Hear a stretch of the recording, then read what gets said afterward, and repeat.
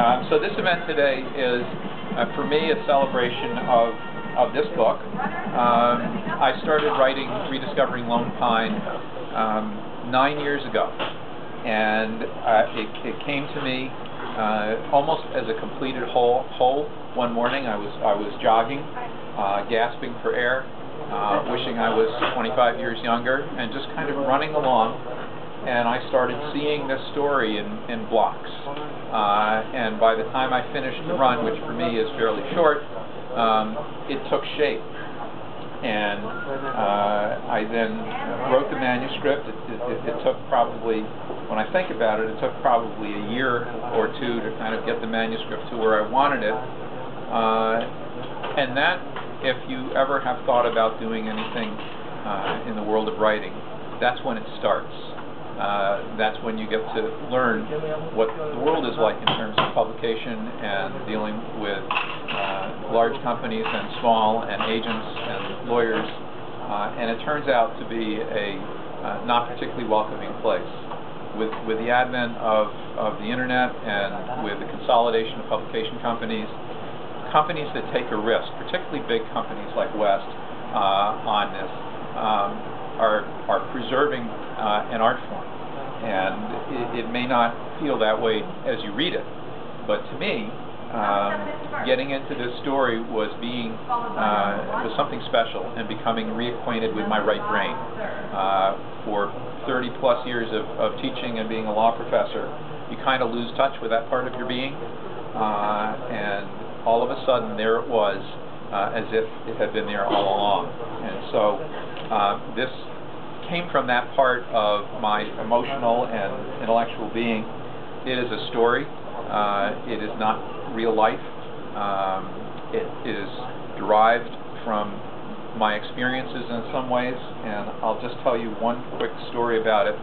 As much as I deny that this is me, my past, that this character bears any resemblance to me, notwithstanding the fact he was born the year I did, graduated from college the year I did, and law school the year I did, was influenced by the lottery for the draft the way I was. That's all coincidental. So I wrote this manuscript, and I sent it to some of my closest friends and family. I sent it to Jean and my family, and my daughter, and I sent it to my sister, whose name is Connie. I have two sisters, Connie and Libby, who I dedicated this book to. And I sent it to Connie, and she read the manuscript, and about a week later the phone rings, and I pick up the phone, and I hear my sister's voice say, "Hello, it's Denise." And I said, "What?" And she said, "Denise, you know, the older sister in the story, the one that you kind of trashed in this book, who went to school." And I said, no, it's really not. But I tell you that because it is inevitable when you write fiction that a piece of your being goes into the story, and that piece is unpredictable. It comes out in ways that you hadn't expected. And I think it's one of the lovely things about fiction. The more that you write, the more that you learn about yourself. And hopefully the more that you read, the more that you learn about yourself.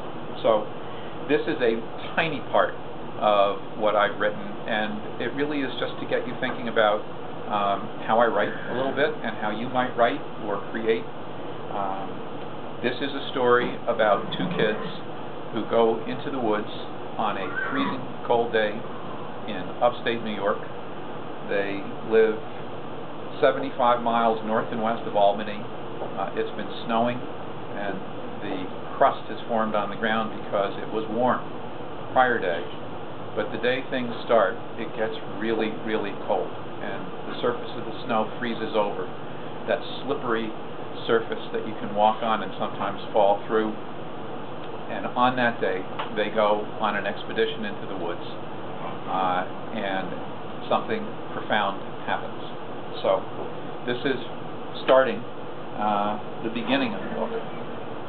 Part 1, Lone Pine, 1958. Behind my house were 20,000 acres of woods.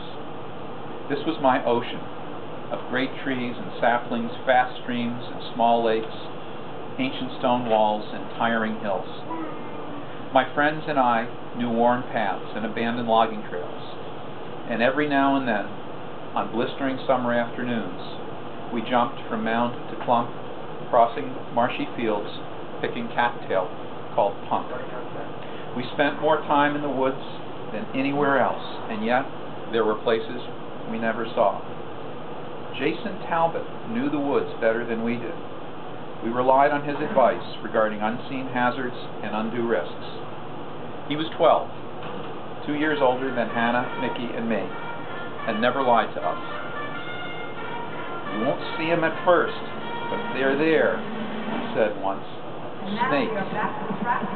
So many snakes you could hardly stand without having one crawl up your dungarees.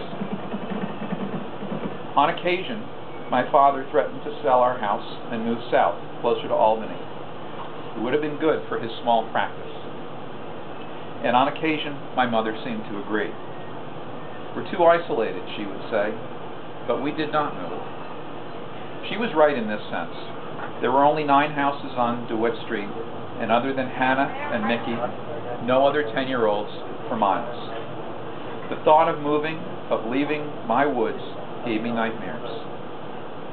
We went to the woods to be hunters and soldiers, explorers and outlaws, and when the snow was right, we flew on sleds past elm and oak, rock piles and brush, bouncing over field lumps that sprout tall grasses.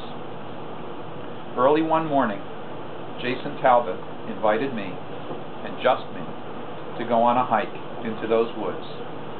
Before that day, before the expedition that changed everything, there was a race. So that's the start of the story.